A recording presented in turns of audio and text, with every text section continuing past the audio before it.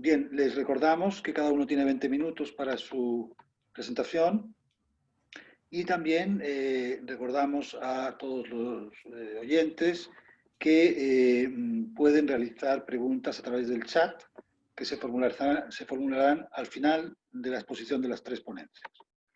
Bien, a continuación entonces damos paso al magíster Juan Pablo Espinosa Arce, académico de la Pontificia Universidad Católica de Chile, quien presentará su ponencia titulada El sentido como alteridad, aportes teológicos de Adolf Gesché a la problemática sobre el sentido de lo humano. Adelante. Muy buenos días a todos, muchas gracias a la universidad que nos acoge, aunque sea por esta modalidad virtual, que sin duda también es una reinvención en torno al sentido. Bien, la propuesta que yo quisiera ofrecer se enmarca dentro de mi disciplina, que es la disciplina teológica, y que busca ofrecer al participante algunos elementos en torno a la comprensión que este teólogo belga, Adolf Gesché, ofrece en torno al sentido. Sin más preámbulo, comienzo la presentación. El sentido es un concepto clave dentro de la indagación antropológica. Al ser parte del estudio sobre el humano, vincularemos sentido con la alteridad, la cual es parte constitutiva del auténtico modo de vivir. A través del sentido tenemos la capacidad de mirar el conjunto de la existencia, y por ello el sentido tiene que ver con la totalidad. Pero, ¿qué entenderemos por sentido? La palabra nos puede indicar camino o viaje, dirección que se toma, un amplio sentido de relaciones, lo que concuerda, cuando las cosas van como deben o deberían ir, coincidencia entre lo que es y lo que realmente debe ser, los 5 sentidos del cuerpo o el sentido común. Con ello, el sentido aparece como un concepto equívoco y polisémico. A la vez, el sentido aparece como una cuestión polar, es decir, tiene elementos tanto positivos como negativos. Por ejemplo, en cuanto a lo positivo o a la felicidad, el sentido tiene que ver con la vivencia de lo bello, con la esperanza, la alegría o las metas cumplidas. Por su parte, el sentido vinculado con lo negativo tiene que ver con la infelicidad, con el sufrimiento, la pérdida, la ruptura. Todo esto se puede condensar en el concepto de lo absurdo, es decir, en el sin sentido. Ante el absurdo surge la pregunta del por qué, también traducible en la pregunta de la protesta o queja ante el mal padecido. Podríamos pensar también que existe una experiencia social del absurdo, del aburrimiento o del hastío. Byung-Chul Han lo denomina la sociedad del cansancio, la cual se vincula con la experiencia del funcionalismo, con la presión por producir, con el tránsito de un sentido de lo gratuito al sentido de la economía acumulación.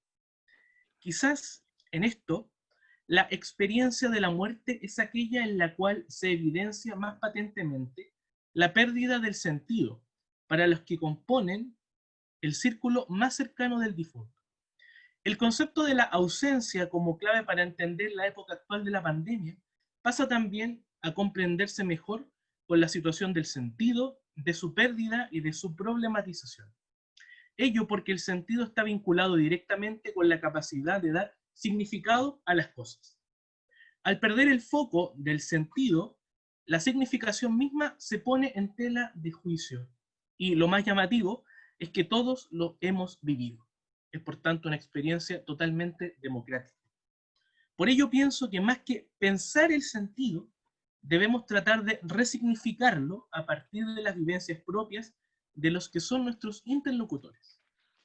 Ello lo abordaré hacia el final de la presentación, cuando ofrezca una breve reflexión en torno a cómo el sentido es parte de mis clases de teología.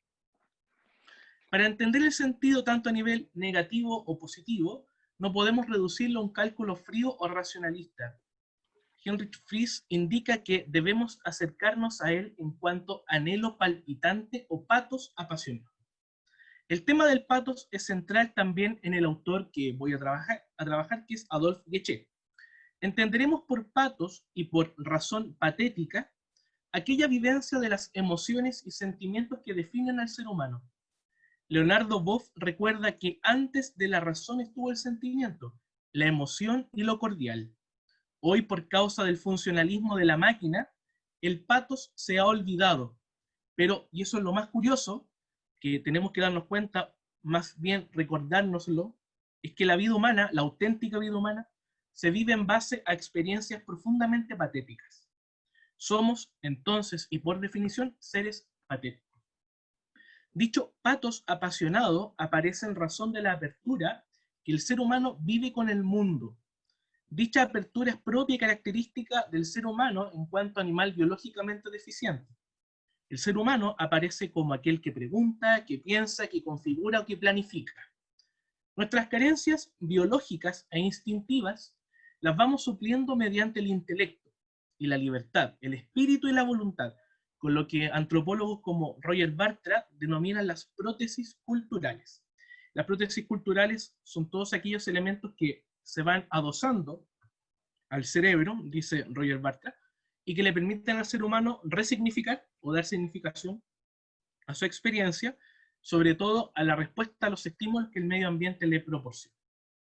Estos procesos los ejercitamos a través del conocimiento, y dicho conocimiento aparece como protesta.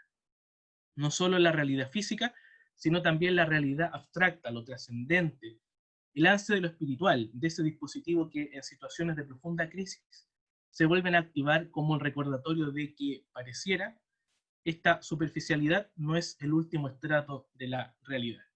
Es desde la fe donde aparece el Dios que da sentido, porque Él mismo es el sentido. A partir de eso, el sentido como obra y temática en la teología de Adolphe Guéché. Y porque creemos y postulamos que el sentido es Dios, y Dios sustenta nuestras búsquedas y preguntas por el sentido, es que quisiera rastrear de manera muy sucinta cómo entiende el teólogo Adolphe Guéché el tema del sentido. Guéché nació en 1928 en Bruselas, fue sacerdote y doctor en teología por la Universidad Católica de Lovaina. Falleció en 2003. Quizás su obra más importante es la que se titula Dios para pensar, la cual es una dogmática que se presenta con distintos temas, por ejemplo, el ser humano, el mal, el destino, Dios, Jesucristo, el cosmos y el sentido. El libro dedicado al sentido es el número 7 en su dogmática. El libro se estructura en 5 capítulos: la libertad como invención y creación, la libertad como confrontación con Dios, un destino que se da, la esperanza como sabiduría, el imaginario como fiesta de sentido. Para efecto de nuestra presentación, nos vamos a abocar al tema del sentido como alteridad. Y para ello vamos a acercarnos contextualmente al capítulo 2 de la obra, a saber, la identidad como confrontación del sentido. El sentido como cuestión de la identidad humana. 3 son las preguntas que definen tradicionalmente a la vida humana: el quién soy, el qué debo hacer y el por qué tiene sentido la vida. Estas preguntas, a juicio de Guéché, tienen que ver con la identidad que no nos viene hecha del todo, sino que debe hacerse, dice el autor. La existencia es considerada no desde el surgimiento de un individuo aislado, sino que de un encuentro con un otro que lo llama a existir. La palabra existir es clave en la obra de Guéché, en cuanto se entiende como ser llamado, sacar afuera. Hay muchos modos de existir: el vínculo amoroso, el pasar de ser él o ella a ser un tú, las interpelaciones, el dar la palabra, el aprendernos el nombre de otro, el considerarlo en su individualidad. La existencia no es solo un nacimiento físico, tiene que ver con una realidad cotidiana, con una expresión que se actualiza en formas de reconocimiento. Y también la existencia tiene que ver con Dios como un gran otro, que nos llama a la vida. Entonces, el modo de entender el sentido tiene que pasar por el reconocimiento de que mi sentido es también el sentido que otros me regalan, que otros me ayudan a buscar y que soy capaz de poner al servicio de un proyecto mayor. Por ello, Guéché insiste en que la pregunta de la identidad es la única que en definitiva importa verdaderamente. Y en otro lugar indica: como en toda relación, mi identidad se pone en juego cuando aparece un otro. Aquí Guéché coloca muchos acentos, sobre todo, en la filosofía de Buber y de Levinas. Y para responder al tema del rostro, que también es un concepto que aparece mucho en la obra de Guiché, siempre yo le comento eso a mis estudiantes, que yo por mí mismo no puedo ver en mi rostro, pero sí puedo ver el rostro de los demás. Y ellos, a su vez, no pueden ver su rostro, sino que el rostro de los otros. Entonces, pareciera que el rostro del otro, en toda esa complejidad que posee el concepto, es el gran espejo a través del cual yo puedo comprenderme. El rostro del otro, en definitiva, es el espacio para ver mi propio rostro. En palabras de Adolphe Guéché, cuando habla específicamente del lugar de Dios, solo siendo ante todo quien Él es y no aquel en que yo quiero que sea, Dios podrá ser para mí un rostro ante otro rostro, cuya identidad, cuyo nombre me resulta necesario para comprenderme a mí mismo. Eso es interesante también en cuanto yo no puedo proyectar en el otro lo que yo deseo. Lo mismo en Dios. Siempre hay que dejar ese espacio de misterio, que también nos es propio de los seres humanos, y que como ese espacio de misterio también se va completando, se va descubriendo, se va revelando, en cuanto el encuentro también lo va a permitir. El segundo punto que quisiera abordar en esta indagación del capítulo 2 de la obra El sentido de Guéché es el tema de la fe como camino de sentido en la salida del ensimismamiento al encuentro transformador con el otro, y el otro con mayúscula, o sea, con el otro humano y con el otro Dios. Y una de las experiencias más profundas para buscar el sentido es el tema de la fe. Lo interesante de la fe es que no acontece inmediatamente en la fe teologal o en la fe en Dios, sino que la fe en Dios comienza en la fe humana. Por eso Pedro Trigo dice que la fe es ante todo un modo de relación. Lo interesante del cuadro que ustedes están viendo, que lo voy a explicar bien rápidamente, es que la primera experiencia que todos tenemos es la del yo humano con el tú humano, en un triple proceso. Primero, la individuación, o sea, yo soy yo. Segundo, la diferenciación, tú eres tú, yo soy yo, somos distintos. Y el tercer momento, que es la socialización, o la necesidad de vincularnos. Lo interesante de los autores que están trabajando el tema del sentido, sobre todo con la dimensión de la antropología, dicen que es a partir del yo humano que se encuentra con el tú humano, es que está la posibilidad de encontrarnos con el tú absoluto, o sea, con Dios. No podemos pasar inmediatamente del yo humano al tú absoluto, porque nos falta la mediación. Y la mediación siempre acontece en una comunidad, en una cultura, con un lenguaje, con unos códigos, con un símbolo, que nos permite justamente entender eso. Y por eso Guéché dice, había aquí un error epistemológico y antropológico, que consistía en olvidar que la libertad, el ser uno mismo, se constituye en y gracias a la mediación de la alteridad, en el encuentro con el otro, antes de apoyarnos sobre la alteridad de Dios o la teología. Es importante que tomemos conciencia de la importancia fundamental que la alteridad humana tiene para nuestra propia identidad, o sea, lo antropológico. Y Carlos Domínguez Morano, que es otro autor que ha trabajado mucho este tema, indica, la fe nos llega a través de un sistema simbólico que expresa los modos particulares de pensamiento de un grupo determinado. Esa palabra, evidentemente, será siempre una palabra humana. ¿Por qué? Porque los mismos conceptos de Dios como padre, como madre, como hermano, como amigo, surgen de la experiencia primera que el ser humano tiene de saberse hijo, porque tiene un padre, de saberse hijo porque tiene una madre, de saberse amigos, porque tiene un grupo de amigos. O sea, las palabras que nosotros vamos utilizando para relacionarnos en esta primera instancia más antropológica, nos sirven luego para poder expresar esa relación que establecemos con el tú absoluto. Continúa Morano. Domínguez Morano. Toda la riqueza y limitación, por tanto, de esos modos particulares de entender el mundo y la propia vida, marcan la palabra de fe que nos llega. Vivimos la fe como camino de sentido, en unas condiciones socioculturales determinadas, en las cuales entran a jugar condiciones de confianza o de ruptura de confianza, que resultan ser los elementos que pueden o no pueden permitir el encuentro con el tú absoluto. El mismo tema de la carencia como experiencia de fracaso, sobre todo con la reinvención o la resignificación del sentido, por ejemplo, en una época de pandemia, la podemos entender desde esta cita de Henry Nouwen. Mi propia experiencia respecto a la angustia ha sido que enfrentarse a ella es la manera de curarla, pero no puedo hacerlo solo. necesito que alguien me ayude a mantenerme en pie con ella y que me asegure que hay paz más allá de la angustia, vida más allá de la muerte y amor más allá del miedo. Lo último que quisiera ofrecer es el cómo yo entiendo o trabajo el tema del sentido en mis propias clases. Por eso, el sentido y la docencia, el caso particular del año del timón. Esta es una actividad que yo he propuesto en mis clases tanto de la Universidad Católica en Santiago como del Alberto Hurtado, lo cual también tiene una razón de ser y por eso la estoy ofreciendo en esta presentación. Pero quizás todo esto podría quedar en una reflexión meramente teórica. No es mi propósito que ello suceda. Quisiera en este encuentro ofrecer una bajada al tema del sentido a partir de una dinámica que realizo con mis estudiantes, actividad que se titula entonces El año del timón.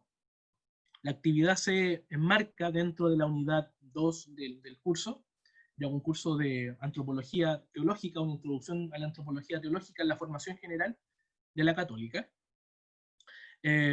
Y surge también de lo siguiente: en la última clase de la primera unidad, nosotros nos preguntamos, bueno, ¿dónde dejamos al ser humano que está enfrentado a la fractura, a la carencia, con toda la situación de la posmodernidad, que se aparece en los autores como una falta de encuentro, de vínculo, etc.? Entonces, ¿de qué manera nosotros vamos recuperando a ese ser humano que lo tenemos ahí desprovisto, sin elementos de relaciones? Y el modo de realizar esta actividad es colocar una imagen de un timón. El timón la estoy entendiendo como la metáfora de la vida, de su conducción, por tanto, del sentido que damos a nuestras travesías. Es una invitación a que los estudiantes reconozcan, a que se reconozcan como personas que viven en proceso. ¿Cuál es la idea? Simplemente reconocer que la vida va hacia un más allá, aún volver a valorar la dinámica existencial de la esperanza que da el tema del sentido una densidad mayor. Es volver a tomar el timón de la vida y navegar por otros mares. Es repensar, reimaginar o rediseñar el proyecto vital. Y en distintos lugares de la sala yo coloco flechas, las cuales representan previamente, ellos lo conocen ese significado, distintas formas de proyecto de sentido. Aquí en la presentación solamente ofrezco 3, pero pueden ser otras. La primera, que es una flecha más delgada, que podría caracterizarse como una vida más tímida, que aún me cuesta entender o encontrar el sentido de la vida. Una flecha siguiente que es más gruesa, más grande, que puede significar una vida más fuerte, siento que ya encontré el proyecto de mi vida. O estas dos flechas que van como en una mirada más cíclica, el sentido de mi vida va y viene, aún me cuesta todavía entender. Entonces, teniendo estas flechas dispuestas en la sala, los estudiantes van buscando con cuál flecha se van identificando. Las flechas se muestran a los estudiantes y se explica cada uno de sus significados. Luego se motiva a que ellos se pongan de pie y escojan con qué flecha entonces se relacionan. Luego se da la instrucción de que se queden en torno a esa flecha. Como indica Geshe, a propósito de Dios o el tercero, el hombre siempre está tentado a replegarse de un modo frío sobre sí mismo, pero el tercero, hablando de Dios, pero también puede ser el otro, hace que se rompa la tautología, la ilusión de sí solo por sí, el narciso. El tercero me arranca de una alienación en mí mismo, por mí mismo, que es quizás más perniciosa que una alienación externa. Y una vez que se forman los grupos, yo entrego a los estudiantes estas 3 preguntas que son las que marcan el trabajo. ¿Por qué me identifico con esa flecha? ¿Qué acontecimientos, experiencias de mi vida hacen que yo me identifique con esa flecha? Segundo, ¿qué aspectos positivos o negativos me despierta esa flecha? Tercero, relacionándolo con la flecha, la relación entre la flecha y timón, ¿hacia dónde dirijo esa flecha? ¿A qué velocidad avanza? Finalmente, lo interesante de esta actividad es que muestra cómo nuestras identidades particulares van confluyendo en una búsqueda común por el sentido. El sentido, pienso, con esta actividad y otras que pueden ir surgiendo, impiden que este aspecto tan fundamental de la vida humana, como es el sentido, se termine reduciendo a un concepto frío, aprendido o meramente teórico. Con las actividades hemos de hacer concreto el concepto y permitir que los estudiantes, o cualquiera sea nuestro interlocutor, pueda comprender que al trabajar la categoría, uno termina trabajando con su propia vida. Estas búsquedas son mixturas de experiencias, de anteriores aprendizajes, de caídas y esperanzas. Adolf Keche lo comenta cuando dice, comillas, para descubrir o construir el sentido el hombre no puede confiar únicamente en la racionalidad, sino que necesita otro campo más amplio, el del imaginario, que es uno de aquellos lugares donde la persona busca la forma de comprenderse y dar sentido a su existencia. Así se construye y se reconstruye en medio de las crisis. El camino, la vida, el timón aparecen, por tanto, como herramientas permanentes de crecimiento, conocimiento y reconocimiento de que nuestra identidad particular solo se enfunda en el encuentro con otro y que con ese otro anhelamos aquello llamado sentido. Muchas gracias. Muy bien, muchas gracias. Agradecemos a Magíster Juan Pablo Espinosa por su ponencia y damos paso a continuación a Magíster Luis González García, docente de la Universidad Católica de la Santísima Concepción, quien nos presentará la ponencia El sentido de lo humano desde la memoria y la relación entre el sujeto y las cosas en la poesía de Efraín Barquero. Adelante, profesor. Gracias, profesor. Sin preámbulo, empezaré inmediatamente. El objetivo de esta comunicación es poder dar cuenta de un sentido del humano posible de resignificar en el análisis filosófico de la poesía del escritor chileno, Premio Nacional de Literatura 2008, Efraín Barquero, nacido en Curicó en el 31 y muerto hace poco, en 2020, hace un mes atrás. Desde su relación entre la memoria y las cosas, basándonos principalmente en su poemario De la Mesa de la Tierra de 1998. Pues bien, en pleno predominio y auge del pensamiento raciotécnico moderno, y bajo un invariable discurso hegemónico de progreso indefinido, no es de extrañar la disolución no solo de los grandes relatos utópicos en torno a una conciliación ética universal, sino la degradación y vacío cada vez más constante del sentido profundo del humano y del mundo. En tal sentido, Walter Benjamin en 1940, mediante su Ángel de la Historia, nos advertía en su análisis del cuadro de Angelus Novus lo siguiente. Él, el ángel, ha vuelto el rostro hacia el pasado, donde ante nosotros aparece una cadena de datos. Él ve una única catástrofe que amontona incansablemente ruina tras ruina y se les van arrojando a los pies. Y él le gustaría detenerse, despertar a los muertos y recomponer lo destrozado, pero soplarnos desde el paraíso una tempestad se enreda en sus alas y es tan fuerte que el ángel no puede cerrarlas. Esta tempestad lo empuja incontenible hacia el futuro, al cual vuelve la espalda mientras el cúmulo de ruinas ante él va creciendo hasta el cielo. Lo que llamamos progreso es justamente esta tempestad. Desde el análisis de Benjamin se nos refiere no solo a las secuelas negativas de lo moderno y su implicancia quizás nihilista, en tanto fragmentación de las imágenes del mundo, sino que abre y contacta el espacio para perspectivas críticas amparadas en concepciones desfundamentadas sobre la historia, la moral, el arte y la filosofía. En tal contexto diagnóstico surgen las preguntas que ya Bátimo, inspirado por Nietzsche y Heidegger, formulaba pertinentemente ante el suceso moderno de desmemoria esencial. Nos dice Bátimo, ¿es posible abandonar el pensamiento metafísico como si fuera una simple opinión con la cual ya no estamos de acuerdo? ¿No deberíamos, en vez de esto, y en relación a los errores de la moral, de la metafísica y del arte del pasado, que hicieron coloreado el mundo, continuar celebrando fiestas de la memoria, como formulaba Nietzsche? Fiestas de la memoria, rememoración del sentido ante la vacuidad del presente, que puede tomar para nosotros las formas reincidentes de fabulaciones aparentemente extintas, pero que sigue latente desde el mismo instante de querer superar la fragmentación del presente.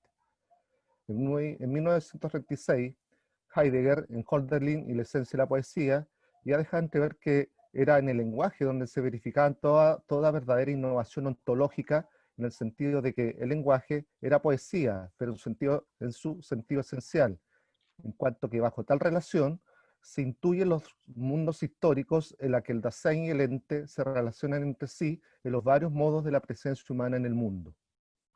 En el origen de la obra de arte de 1952, y también respecto a lo poético, nos afirma Heidegger, el decir proyectante es poesía, el decir del mundo y la tierra, el decir del campo de su lucha, y con ello del lugar de toda cercanía y lejanía de los dioses. La poesía es el decir de la representación del ente. Finalmente, en su carta sobre el humanismo, en torno al lenguaje poético, nos asevera que si el lenguaje es la morada del ser y el hombre también habita en ella, entonces los pensadores y los poetas son los centinelas de tal morada.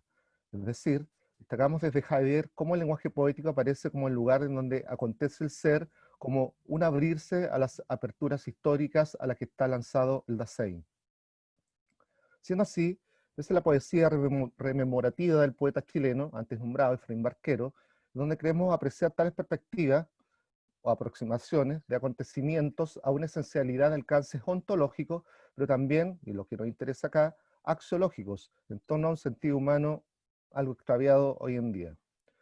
Nos dice el poeta chileno: yo quisiera que se recuperara esa juventud y no envejecer como civilización, rescatar esa edad de oro, no para huir, sino para contar el hombre en su potencia esencial.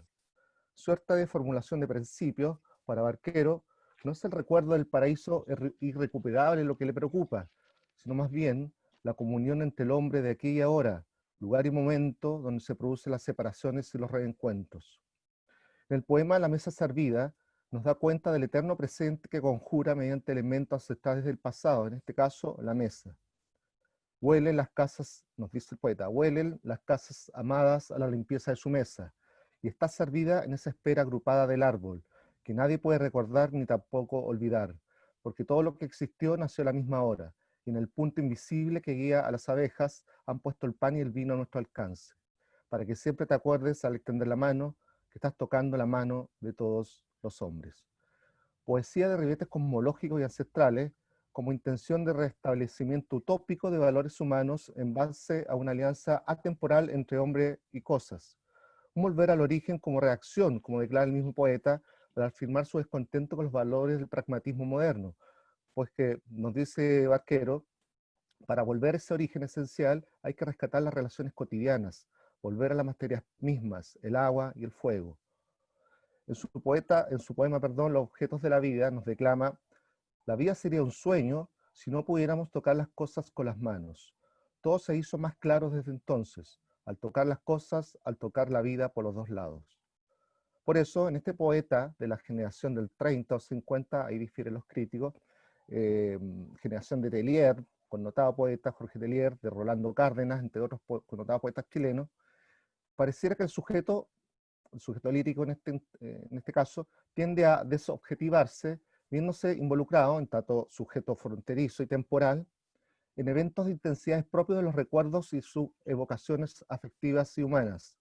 La mesa, la casa, el cuchillo, elementos naturales como la piedra, el agua, se congrega junto a los hombres en imágenes míticas e íntimas. Nos dice Barquero: es la vieja mesa que nadie pudo mover. Solo la luz de la estación la cambia de sitio, o los nuevos convidados con su voz nunca oída. El ausente la encuentra siempre donde mismo, siempre dándole su rostro, nunca a sus espaldas, porque el hombre tiene la edad de su primer recuerdo. Por eso, en la poesía de Barquero, y como parte de la tendencia poética lárica a la cual se le suele adscribir, las cosas se muestran como portales de la memoria conducentes a un sentido aurático, esencial, posible relacionar con la declaración del poeta alemán Rainer Maria Rilke sobre la degradación del valor y un sentido humano de las cosas desplazada por parte de la reproducción técnica moderna. Nos afirma el poeta alemán en 1945: las cosas dotadas de vida, las cosas vividas, las cosas admitidas en nuestra confianza, están en su declinación y ya no pueden ser reemplazadas. Somos tal vez los últimos que conocieron tales cosas. Sobre nosotros descansa la responsabilidad de conservar no solamente su recuerdo, lo que sería poco y de no fiar, sino su valor humano y lárico. El poeta, entonces, como el artesano, deberá conservar las cosas reales en vías de extinción, frente a esta invasión de las irreales que no son impuestas en serie. Conforme a ello, para Barquero apreciaríamos el afán de poder resistir a esta impersonalidad y lejanía del sentido humano mediante el recuerdo y principalmente las cosas que en ella transitan, en el recuerdo. Afán posible de comparar con la inquietud de Heidegger, que se planteaba sobre el problema de lo esencialmente cercano, en un mundo donde la distancia se disimula en la cercanía artificial de la técnica. Nos dice el filósofo alemán en su ensayo La cosa: ¿qué pasa con la cercanía? ¿Cómo podemos experimentar su esencia? Esto se logra más bien si nosotros vamos tras de lo que se halla en la cercanía. Cerca nos está lo que solemos llamar cosas, nos dice Heidegger. Enseguida nos advierte el filósofo alemán que tal cercanía esencial, descifrable de la cosa, estaría más allá de su clasificación metafísica clásica de objeto. Nos dice, lo cosivo de la cosa no estriba en ser un objeto representado, ni en general tampoco se puede determinar desde la objetividad del objeto. En tal dirección de destronamiento, podríamos llamar, del sujeto y con ello del estatus de objeto, el filósofo italiano Remo Bodei nos refiere precisamente un excedente de sentido connatural a los objetos, entendido en tanto tal, ya no como objetos, sino como cosas. Del fetichismo, nos dice, se desprende que las cosas tienen un excedente de sentido de significación. Por eso, para Bodei, cualquier objeto es susceptible de recibir investiduras y desinvestiduras de sentido, positiva o negativa, de ser rodeadas de un aura o ser privada de ellas. Eso nos dice Bodei al respecto. En otro poeta, como dijimos, la mesa, la piedra, la casa, como símbolos de valores de congregación, bajo pactos secretos de sentido sacro, no pueden sino dar cuenta de la revelación numénica de una verdad. Nos dice un crítico de Barquero, nos revela el poeta una epifanía crucial, llena de misterio, una verdad que ilumina un instante o deja una huella en un ser humano. El mismo Barquero lo declara en su poema La mesa servida. Si arrancas el cuchillo del centro de la mesa y lo entierras en el muro a la altura del hombre, estás maldiciendo el pan con su semilla, estás profanando el cuchillo que usa tu padre para rebanarse la mano, para que la sangre sea más pura, y los hijos se reconozcan y no se oculten de sus hermanos. La mesa, comparable a la piedra como pilar fundador, en alianza con el cuchillo en este caso, pierden su carácter de referencia desmontando, profanando un sincero y ritualístico sentido humano en base a la insolencia del olvido y la desmemoria. Precisamente para Barquero, la comunión temporal nos atestigua un etos de la simpleza y el esfuerzo sin resignación de una vida pueblerina bajo los elementos que la mitifican, cuestión que podemos apreciar en su poema El Trabajador. No estaba el hombre, estaba el trabajador, y su casa era de piedra que sangra, porque nunca se terminaba de hacer. Él tendría los años que tenía su padre, cuando se convirtió en esta misma herramienta, más dura que el acero, como el acero que suda. Más bien, por tanto, los procesos de memoria en Barquero lo podemos apreciar también como un juego poético de reposición ética, identidad reconocible en las alteridades, en los otros que se frecuenta mediante tal devenir temporal, como suscribiendo a tal mutua dación entre hombre hablante y cosas, que sería también entre el arraigo y desarraigo, como connotaciones implícitamente valóricas, donde las cosas serían también, al decir del crítico literario Faúndez, serían las cosas también portadoras en otros aspectos de la memoria de la felicidad y de la alianza con alteridades que reconfiguran la subjetividad del sujeto. En el poema, Trueque Sagrado, apreciamos ese reconocimiento de una comunión fundadora intensificada por la presencia del Padre, como referencia moral y existencial, también mediados nuevamente por la mesa. Memoria con trascendencia hospitalaria, en tanto constata el legado de los otros. Nos dice el poema, y uno de ellos, el que parecía el padre del otro, la probó con su boca aceptando ese trueque sagrado, donde nada se vende, donde nada se compra, sino el valor de la sal en la mesa de los hombres. Y el que parecía más joven como si fuera su hijo, porque antes no tenía edad, porque antes eran dos sombras, lo imitó untando un pedazo de pan con aceite y se lo ofreció para que lo comiera.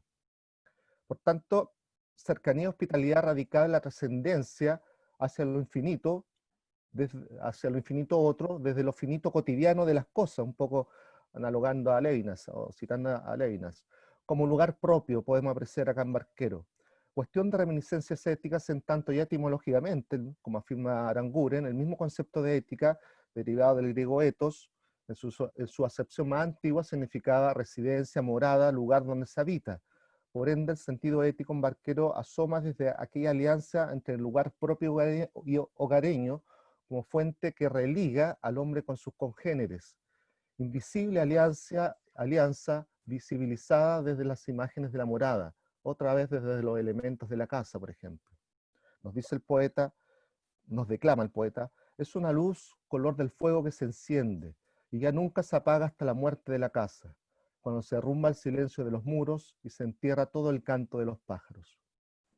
Sin embargo, la memoria desplegada con las cosas logra desfundamentar la objetivación del sujeto, implicándolo en un juego de intensidades que no puede sino traer aparejadas cierta indiscernibilidad, que se puede traducir también en tormento y dolor. Al respecto, afirma Heidegger, todos los grandes poetas cantan y dicen, han sido divisados desde las nostalgias. A los que cantan y dicen han sido divisados desde la nostalgia. Y ha sido invocado a la palabra a través de este dolor. Heidegger, en su análisis de Hebel, poeta alemán, estilo rememorativo, igual un poco similar al de Barquero, nos aproxima en su descripción a la figura poética que estamos analizando del poeta chileno. Nos dice Heidegger, sin duda, este amigo de la casa hace campesino el universo, pero este hacer campesino tiene el carácter de una construcción tendiente hacia una habitación humana más auténtica.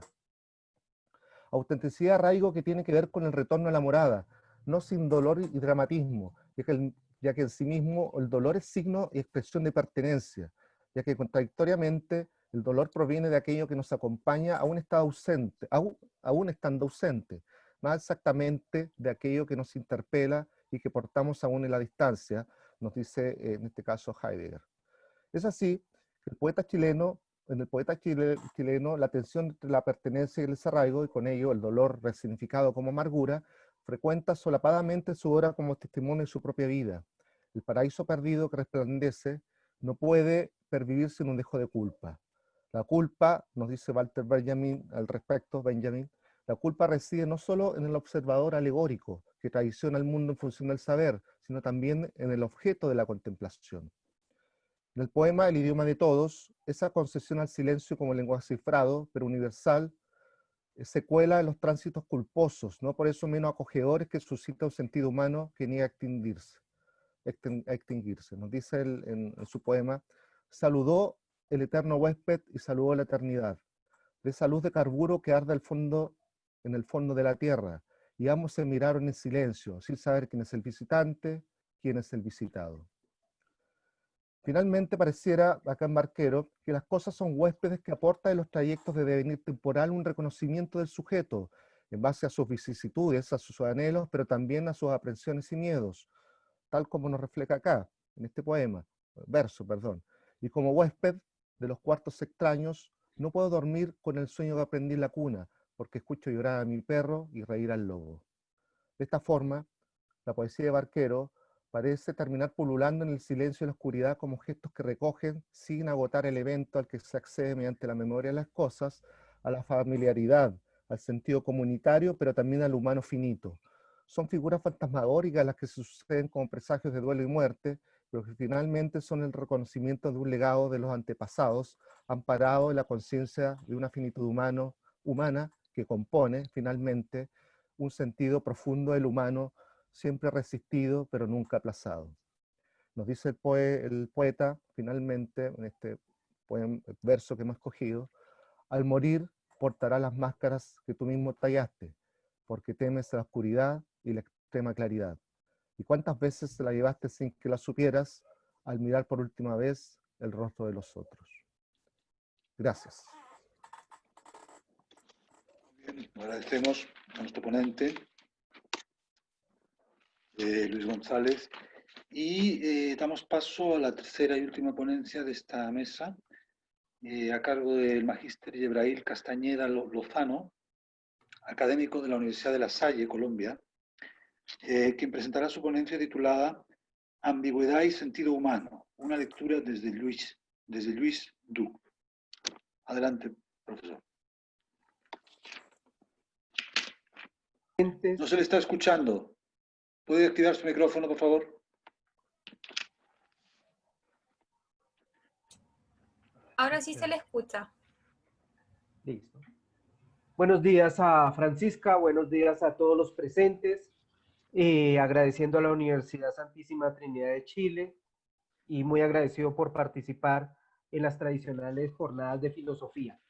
Las palabras que a continuación voy a decir es precisamente dar razón de la ambigüedad y sentido humano en la lectura desde Louis Duc. Estas palabras tienen el propósito de explorar desde las obras de Lluís Duc el concepto de ambigüedad como metodología para el esclarecimiento sobre el sentido humano. El autor considera que siempre estamos en camino. No hay un devenir o solución absoluta. Siempre estamos intentando. De ahí que ingresar al enunciado de ambigüedad en la profunda crisis que se vive actualmente la humanidad por la pandemia, confinamiento y nueva realidad, emerge un verbo muy ducheano, el tantear, consistente en esos saltos cualitativos para sopesar, ponderar y evaluar esos principios y criterios tradicionales que promueven lo más profundo de la condición humana. En el tanteo emerge una antropología práctica, en el que se requiere de una gramática y formas comunicativas para que la crisis se suavice mediante la comprensión de un ser humano que se encuentra acosado por los miedos, carencias de sentidos y sin horizonte existencial. Surge una tensión entre la dialéctica de lo absoluto, siempre proveniente de lo relativo. Este dinamismo con respecto al prójimo es una referencia hacia lo trascendental. El reconocimiento de lo humano es el reconocimiento trascendental de la humanidad. En el confinamiento actual se presenta la ambigüedad de estar aislados para el cuidado de cada uno de los miembros de la comunidad y así disfrutar posteriormente la libertad de relacionarnos con los demás. Una cita de Walter Benjamin, abro comillas, nos hemos hecho pobres. Hemos ido entregando una porción tras otra de la herencia de la humanidad, con frecuencia teniendo que dejarla en la casa de empeño por 100 veces menos de su valor para que nos adelanten la pequeña moneda de lo actual. La crisis económica está a las puertas y tras ella como una sombra la guerra inminente. Aguantar es hoy cosa de los pocos poderosos que Dios lo sabe, son menos humanos que muchos.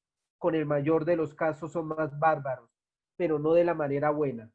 Los demás, en cambio, tienen que arreglárselas partiendo de cero y con muy poco. Lo hacen a una con los hombres que desde el fondo consideran lo nuevo como cosa suya y lo fundamental en atisbos y renuncias.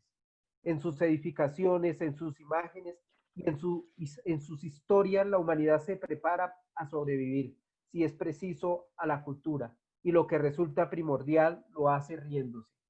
Tal vez esa risa suene a algo bárbaro, bien está, que cada uno ceda a ratos un poco de humanidad, a esa masa que un día le devolverá con intereses, incluso con interés compuesto. Walter Benjamin, Experiencia y Pobreza, del año de 1933. Lluís Duc, monje antropólogo del monasterio de Montserrat, nació en Barcelona en el año de 1936 y se doctoró en teología en la Universidad Alemana de Tübingen. Ejerce la docencia en los institutos de teología de Montserrat, Manchera y Tarragona, en el Instituto Teatro de Cataluña y en la Universidad Autónoma de Cataluña. Es un pensador que ha trabajado los lenguajes, los símbolos y la metodología de la vida cotidiana para pensar los temas sustantivos de la política, la economía, la cultura y la religión. Se le denomina el pensador de la cotidianidad. Las obras más características por su riqueza reflexiva se pueden acoger las siguientes. En esta sociedad lo que hay es una falta inmensa en sentido crítico. Es una entrevista de 2011. Mito y pedagogía, estaciones del laberinto, ensayos de antropología, antropología de la ciudad, antropología de la religión, un extraño en nuestra casa, un ser de mediaciones. Un primer numeral, tantear en el mundo. El hombre intenta y tantea el mundo para llenarse de experiencia.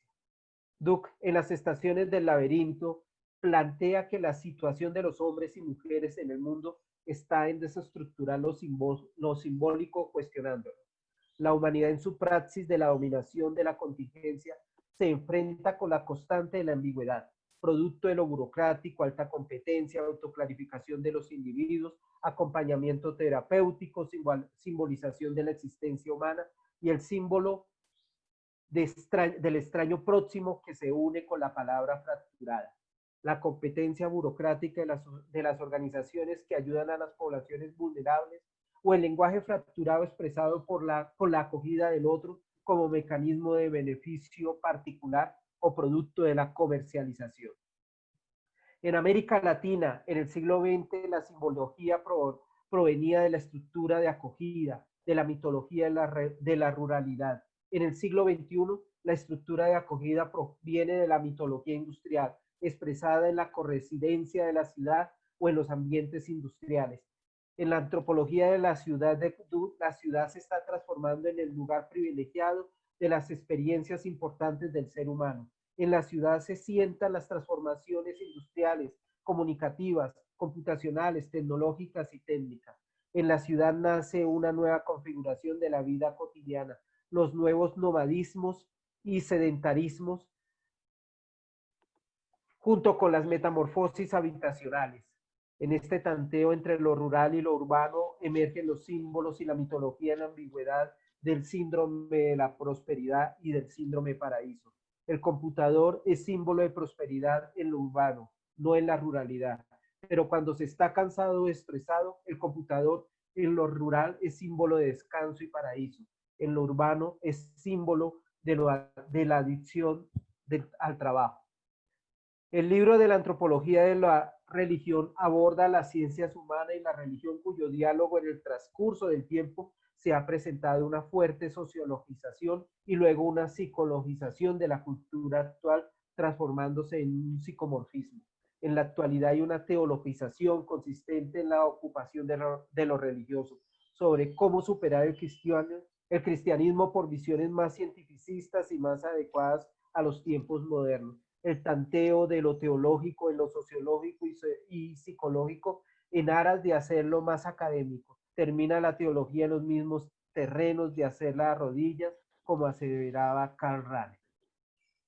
Buen uso y mal uso de los símbolos, con muy buen criterio de Manfred Blücher, ha señalado que el símbolo en lo que tiene el externo revela una realidad interna, en lo que tiene de corporal, una realidad espiritual, en lo que tiene lo visible, lo invisible. Podríamos decir que el símbolo de Nicolás de Cusa afirma que la religión es una ritu varietate. Por el contrario, el mal uso de los símbolos, que siempre es de una manera u otra, consiste en la asimilación, no en la participación, que es algo completamente diferente del simbolizado por el simbolizante.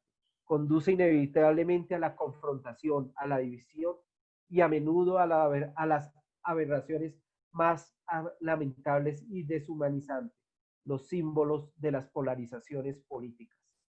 Segundo apartado, empalabrar el mundo. La máxima de Lluís Duc, empalabrar el mundo. En el artículo de Mito y Pedagogía, Duc considera que el mito es una narración en acto. El narrar es un factor constituyente de la edificación del ser humano. La capacidad de empalabrarse a sí mismo y la realidad a partir de lenguajes que le son transmitidos con la estructura de la acogida. La codescendencia, corresidencia, contrascendencia y comediación. La función fundamental está en ofrecer lenguajes al ser humano en todos los periodos de su existencia. El despertar, el interés por lo narrativo implica referirse a los universos míticos de la función de la existencia. Lo estructural en sí mismo es inaccesible e inarticulable. Lo mítico se torna inmediatamente accesible, es decir, algo para nosotros mediante empalabramientos culturales colectivos que atraviesan la existencia humana. La codescendencia es la primera estructura de acogida con la que el ser humano tiene contacto. Es aquella que reúne el conjunto de los miembros del grupo humano denominado familia. La correscendencia, el niño o la niña en su llegada al mundo, el primer grupo social que la recibe es la familia, siendo así la estructura de acogida que ofrece aquellas transmisiones vitales que serán decisivas para su existencia presente y futura. La contrascendencia es la tercera estructura de acogida que nos menciona Duc, conocido con el nombre de religión. Se refiere al acogimiento y reconocimiento que hace posible individuos y grupos humanos al margen de las convicciones personales, se agrupen alrededor de un mismo cuerpo de creencias y prácticas simbólicas. La definición de comediación a priori es simple y podría delimitarse como intervención que se produce de varios mediadores trabajando en forma conjunta en un mismo supuesto con un objetivo común. El libro Un extraño en nuestra casa, Joyce Duke, inicia la reflexión con la crisis profunda de las iglesias cristianas. Ante este fenómeno hay una saturación de malestar e indiferencia. No obstante, cada vez hay temas que se ubican en las decisiones de la individualización, restándole cada vez más terreno a las colectivizaciones institucionales, como son el caso del aborto, el divorcio, el papel de la mujer en la iglesia, la clase de la religión en la escuela, la eutanasia, las relaciones extramatrimoniales y las convivencias de hecho de las diversas parejas que en la actualidad se forman. En la actualidad la iglesia, específicamente la católica, no inspira pasión sino indiferencia, lástima y cierta dosis de sarcasmo. Es un indicador que todo pasado es problemático y la adhesión religiosa está en la función de un interés personal.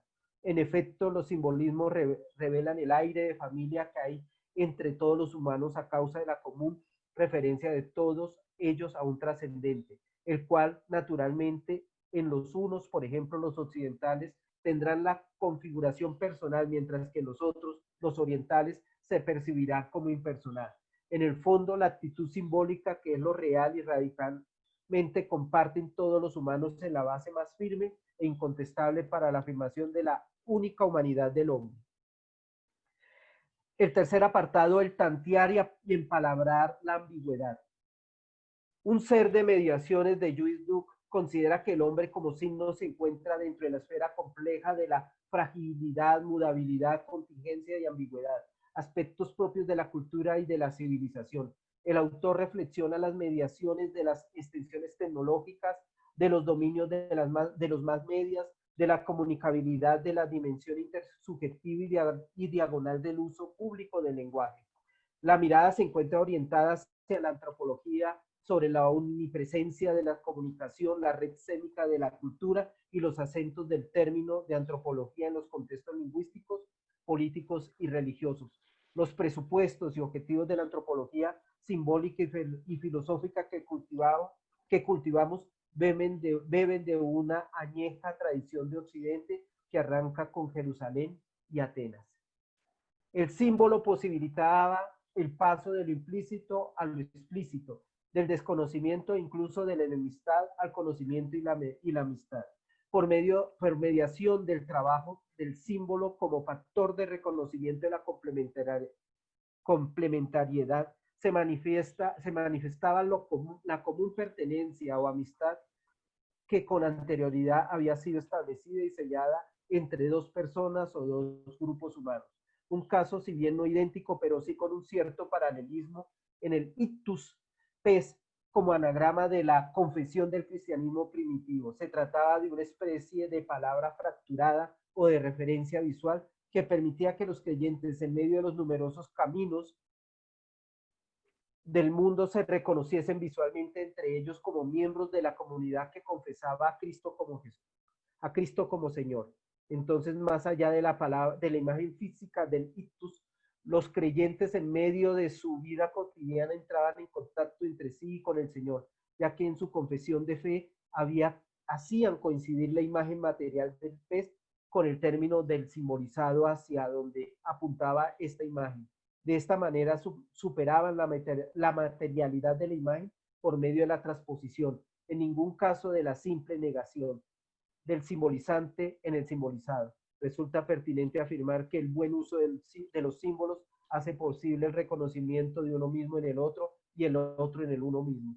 Parece que un rasgo muy característico de la existencia humana en el pensar dual, día, noche, seco, húmedo, hombre, mujer, más allá, más acá, cielo, infierno, etcétera, en estos tiempos y latitudes, una de las preocupaciones mayores del ser humano. En este sentido, las religiones, para bien y para mal, constituyen una muestra muy significativa. Ha estado encaminada a encontrar la manera de salvar las rupturas interiores que experimenta en su vida cotidiana. Justamente lo que caracteriza el trabajo del símbolo es la actitud para establecer compatibilidades entre mundos diferentes y desconocidos, y entre sí a través de lo que ha de moverse, pensar y vivir el ser humano. Conclusión. Ernst Cassirer, en su magna obra Filosofía de las Formas Simbólicas, estableció como base de la interpretación del símbolo la capacidad de las formas simbólicas para moverse con desenvoltura y hacerse significativa entre los dualismos que enmarcan el pensamiento, la actividad y los sentimientos del ser humano.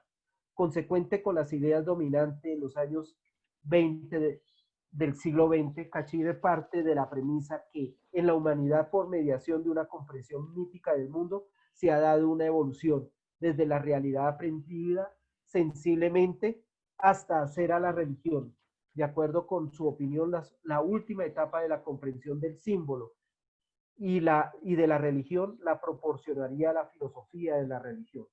Todos los esfuerzos de Cachire iban encaminados a la superación del dualismo entre el mundo empírico y el mundo extraempírico, superación que según creía solo podía llevarla a cabo, por un lado la forma simbólica, mitos, y por el otro la forma simbólica, ciencia.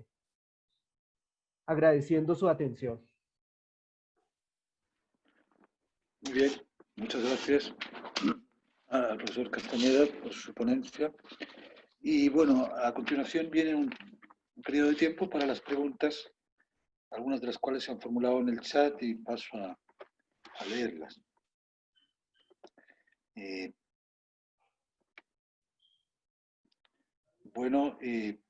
Del profesor David Solís, la siguiente pregunta. Profesor Juan Pablo Espinosa, le felicito por su exposición. Mi pregunta es la siguiente. ¿Se puede hablar de Dios trinitario del cristianismo como un Dios absoluto o un tú absoluto, siendo que el término absoluto nos refiere a algo separado, hipertrascendente al mundo? El Dios trinitario es relación de las personas divinas y está en constante relación con el ser humano como padre. Un Dios así, ¿es realmente absoluto? ¿Se puede encontrar sentido en un tú absoluto? Esa es la pregunta. ¿Respondo al tiro? ¿Sí? Ya. Sí, voy a enfrentar la pregunta desde dos partes. La primera es que la mención del todo absoluto aparece en la segunda unidad del curso. Lo que yo presenté hoy día, como se enmarcó también, es parte de un par de clases que yo hago en torno al sentido, y que en la segunda unidad nosotros trabajamos la fenomenología de la religión. Entonces no nos casamos directamente con el Dios trinitario o el Dios cristiano, sino que presentamos el todo absoluto como una diferenciación del tú humano, para que los estudiantes puedan entender esta distancia entre lo trascendente y lo finito o lo contingente. En la tercera unidad nosotros entramos ya como dentro de la fenomenología de la religión acontece una experiencia particular o una oferta propia, que es el cristianismo, que toma un rostro concreto, que es el Dios trinitario, que se revela en Jesucristo, un rostro humano concreto, con el cual el ser humano se puede relacionar. Entonces, quizás esa es la primera parte de la respuesta en una contextualización de por qué estoy hablando acá de todo absoluto, en razón de que el tema del sentido se enmarca dentro de la unidad de fenómeno religioso como algo más amplio y no entrando directamente en la propuesta del cristianismo. Ahora, en el tema de Adolphe Guéché, sí Adolphe Guéché considera una paradoja entre el ser humano y Dios, en cuanto a que el ser humano no puede capturar completamente la realidad de lo trascendente. De hecho, el mismo Guéché en varios momentos de su obra habla del absoluto. Por ejemplo, en la obra El Hombre, que es parte también de este grupo de la dogmática, me permito leerlo, él dice que Dios no está ahí para ofrecer significaciones, ni es funcionario de nuestras utilidades. En este caso se trataría de ese Dios que Heidegger, tras denominarlo con la prosaica palabra utensilio, estigmatizó también. Dios mismo habita en una nube, en una oscuridad, y nosotros mismos tenemos que cohabitar con la nuestra. Esta es un poco la nube del no saber de la que hablaba un místico inglés del siglo XV. Entonces, el tema del absoluto es interesante entenderlo también en la paradoja. Es un Dios absoluto, un todo absoluto, pero que en sí mismo es relativo, es relación. Entonces, es absoluto en cuanto no podemos capturarlo, ni está ahí para ofrecer nuestros propios requerimientos. Por eso yo hablaba en la presentación de no proyectar lo que yo quiero en el otro, ni en Dios, porque sería al final un fetichismo, dice también Guéché. Incluso él habla de que Dios aparece retirándose, está muy presente en la teología negativa, la mística, por ejemplo, del mundo judío de la contracción divina. Entonces es absoluto relativo, por eso es paradójico el cristianismo. De hecho, Nietzsche también tiene una obra que se llama la paradoja del cristianismo, que aparece esa doble vinculación. Entonces, esa es evidentemente un Dios que escapa totalmente de nuestro conocimiento, es un Dios que nos ofrece sentido. Incluso Nietzsche dice que ese Dios gratuito, esa pura expresión, también a él le hace ruido, porque tenemos a Dios pareciera en el bolsillo que lo utilizamos cuando realmente lo necesitamos. Entonces, también hay que ubicarse en esos conceptos. Ahora, lo interesante también es que, sobre todo con el tema de las personas divinas, es que el modo de acercarse a eso no es desde la información, o sea, es una transformación, más bien la fe, como un acto existencial, que no es un conocimiento, sino que es más una cuestión de transformación vital. Que está presente el conocimiento, sí, pero no al modo de una información meramente teórica o de un tecnicismo, sino que involucra también una decisión existencial previa del ser humano. Entonces, a partir de esos dos frentes podría responder a la pregunta que agradezco también de David. Muy bien, muchas gracias. La segunda pregunta también de David Solís es al profesor Luis González. Felicitaciones por su ponencia y por pensar desde estos grandes poetas chilenos. La poesía lárica recurre continuamente a la memoria. Se refiere quizá a lírica, no sé. Como también sucede en Tellier y Cárdenas. ¿Cómo entender esta memoria sin caer en una idealización del pasado? ¿Es esta memoria de Barquero una fuga del presente? ¿Una fuga hacia el pasado en función de una insatisfacción del presente? ¿Cómo entender esta memoria sin llegar a un desprecio del presente? Esa es la pregunta. Ok, sí, bueno, muy buenas las preguntas del profesor. Eh, Justamente, una de las críticas que se le hizo a esta poesía, primero que todo, fue eso, la supuesta evasión respecto al presente, digamos, ¿ah? Su especie de fijeza en el pasado y un poquito descomprometiéndose un poquito de los aconteceres del vivo presente y del futuro. No obstante, acá, ya que mencionó algunos poetas como Jorge Tellier fue uno de los propulsores, que incluso escribió una especie de manifiesto de esta poesía, y él formulaba eso, que lo suyo era una nostalgia, pero nostalgia del futuro, ¿ah? De lo que no nos ha pasado, pero lo que nos debería pasar. Él siempre trató, de alguna forma, Jorge Tellier, de dar cuenta que lo suyo era una nostalgia, pero una nostalgia para restablecer un mejor futuro, digamos, ¿ya? Ahora, si uno revisa las obras de ellos, por ejemplo, el mismo Jorge Tellier, no es, su declaración no se condice con su misma poesía. La poesía al final termina naufragando, siendo muy pesimista respecto al presente y por tanto queda como idealizada en el pasado, digamos. De hecho, esa es una crítica constante a esta poesía. Y en cuanto a Barquero, Barquero fue más explícito. Barquero se quiso demarcar esa idea justamente respecto al pasado, de ese romanticismo, de esa idealización. De hecho, le llaman también poetas neorrománticos, por ejemplo a Jorge Tellier, un poco a Cárdenas, pero Barquero quiso demarcarse y por eso él afirmaba que él quería que también sus fugas temporales al pasado tenían que ver con recomponer el presente. Él quería recomponer el presente porque creía también que no podemos quedarnos obviamente anclados en el pasado, sino que también tenemos que recomponer y resignificar este presente con esos valores humanos perdidos en estas congregaciones poéticas que nos da. Pero toda la razón, o sea, lo que tú preguntas, David, tiene que ver un poco con la crítica a la poesía lárica. De hecho, fue Neruda, criticó fuerte, perdón, Enrique Lin, por ejemplo, criticó fuertemente esta poesía, en sus tiempos no lo pasaron bien los láricos, y muchos se demarcaron de esa designación porque justamente una poesía tan activa como el gran Neruda, que colocó ahí un paradigma a mediados del siglo pasado, muchos querían, no era bien visto anclarse e idealizarse en el pasado, digamos, en la memoria. Pero, repito, teóricamente, Tellier y de alguna manera Barquero trataron de darle una visión crítica al pasado para recomponer el presente. Ahora, todos concuerdan, eso sí, yo creo un poco, si me lanzo a la piscina, la mayoría concuerda que están descontentos con el presente, ¿verdad? La mayoría tiene una mirada sobre que la técnica moderna, la reproducción moderna, ha enajenado los valores esenciales humanos. La mayoría de los láricos, uno ve la entrevista a Barquero, de Tellier, un poquito a Cárdenas, a Teófilo Cid, la mayoría tiene una crítica respecto al presente. Avisoraban esa idea de que la modernidad no estaba en su aspecto más radical, estaba menoscabando los valores propiamente humanos, que son al final los valores láricos, de la gente sencilla y auténtica. Pero eso, la respuesta yo creo que está ahí, que sí, derechamente fue una crítica y quedaron anclados en esa idealización, digamos. ¿Ya?